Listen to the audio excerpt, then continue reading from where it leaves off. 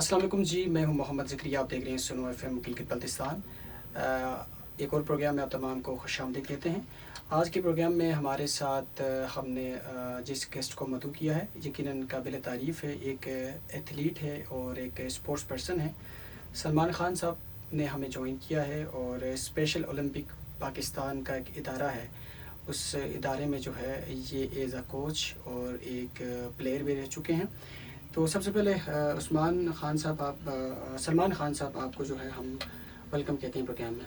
Thank you so مچ. اچھا سلمان بھائی، یہ بتائے گا کہ ظاہر ہے آپ ایک ایتھلیٹ بھی ہیں اور ایک کوچ کے فرائض کو بھی سر انجام دے رہے ہیں. تو سب سے پہلے سوال آپ سے یہ کرنا چاہیں گے کہ ایک ایتھلیٹ بننے کے لیے کتنی محنت درکار ہوتی ہے، کیا کچھ کرنا پڑتا ہے، کیا جو ہے سیکریفائسز دینی پڑتی ہیں؟ جی بالکل، بہت شکریہ، آپ نے اچھا سوال پوچھا ہے. ایتھلیٹ بننے کے لیے فرسٹ جو میں سمجھتا ہوں، ایتھلیٹ بننے کے لیے آپ کے ٹارگیٹس فکس ہونے چاہیے. اب آپ ایتھلیٹ بننا چاہ رہے ہیں تو وہ کچھ دنوں کی بات نہیں ہے، سال لگتے ہیں، سالوں لگتے ہیں.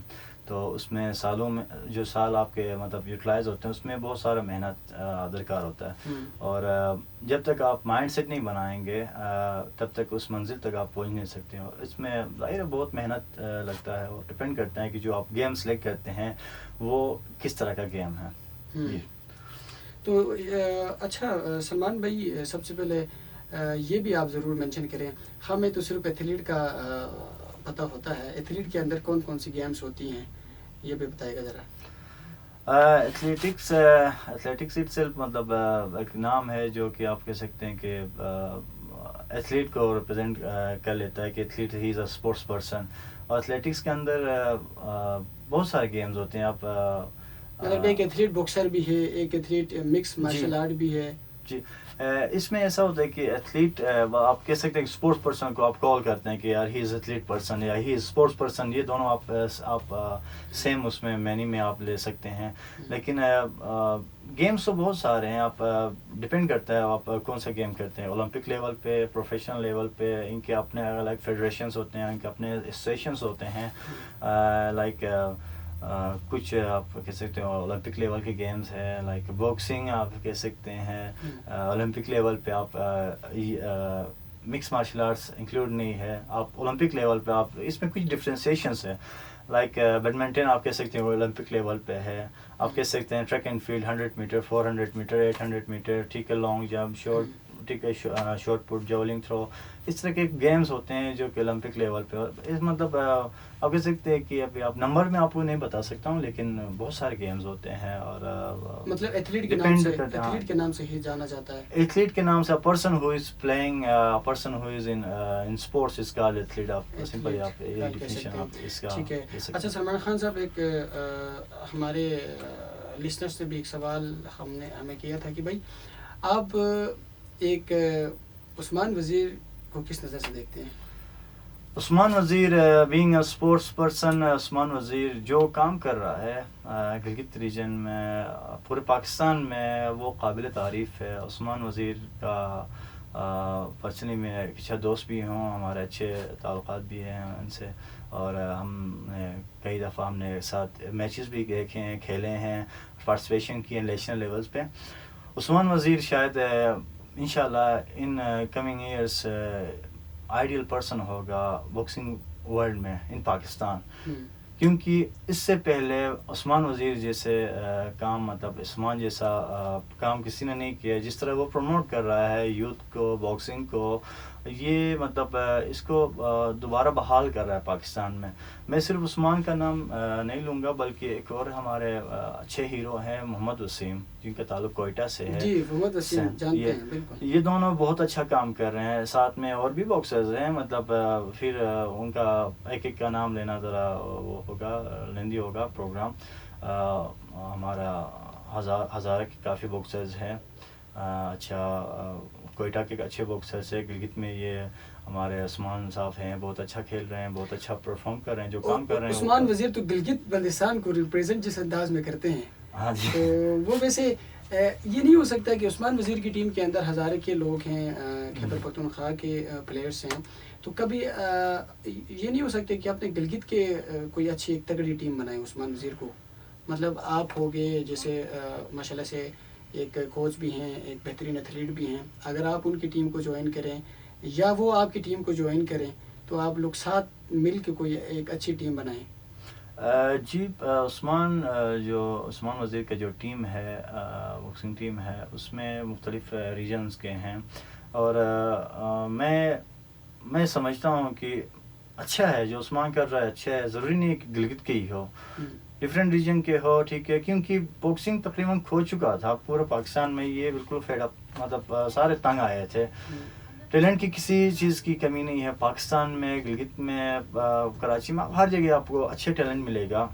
عثمان کی جو کوشش ہے کہ پیور اچھے باکسرز کو آگے پروموٹ کرے، ان کو پروموٹ کرے، ان کو پلیٹ فارم پرووائڈ کرے، اچھے باکسرز کو فائنڈنگ کر رہے ہیں. ہاں ٹریننگ، ان کو ٹائم دے دے، ٹھیک ہے. اپنی پروموشن جو ان کا ہے ایک سیٹ اپ بنا ہوا ہے، ان کے ذریعے ان کو پروموٹ کرے.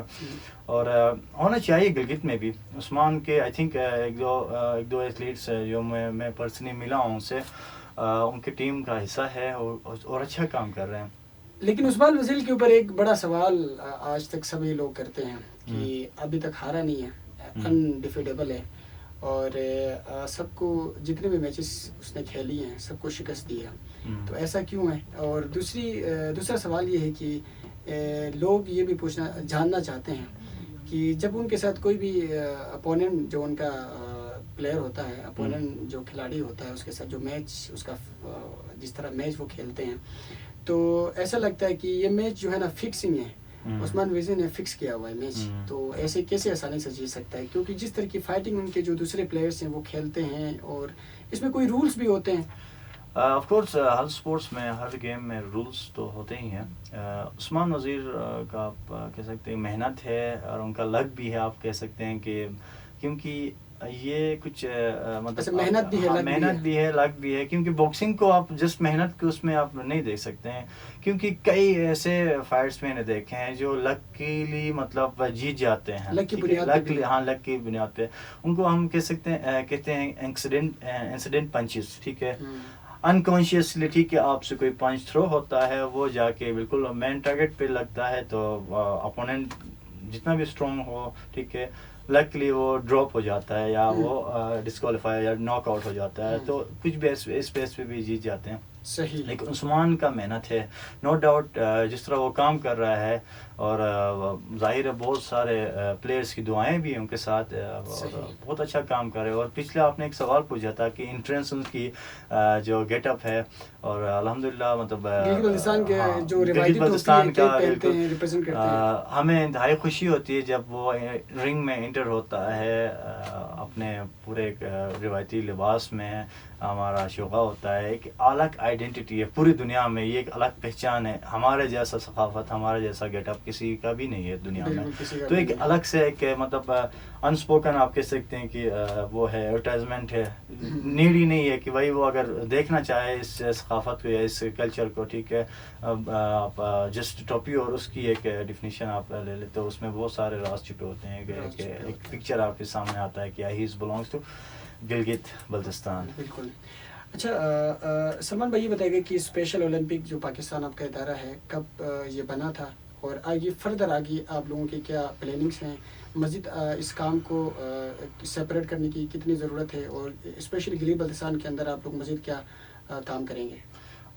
گلگت بلتستان جو بھی اسٹیبلش ہوا ہے وہ 1991 میں ہوا ہے پاکستان میں، اور یہ افیلیٹڈ ہے وتھ اسپیشل اولمپکس انٹرنیشنل آپ کہہ سکتے ہیں. یہ اسپیشل اولمپکس اٹ سیلف مطلب ڈفرینٹ کنٹریز میں کام کرتا ہے، لائک مور دین 200 کنٹریز آپ کہہ سکتے ہیں ان کے ساتھ افیلیٹڈ ہے. لائک اسپیشل اولمپک پاکستان ہے، اسپیشل اولمپک انڈیا ہے، اسپیشل اس طرح جتنے بھی کنٹریز ہیں ان میں یہ کام کرتا ہے. جو گورننگ باڈی ہے وہ اسپیشل اولمپکس انٹرنیشنل آپ کہہ سکتے ہیں، اسپیشل اولمپکس.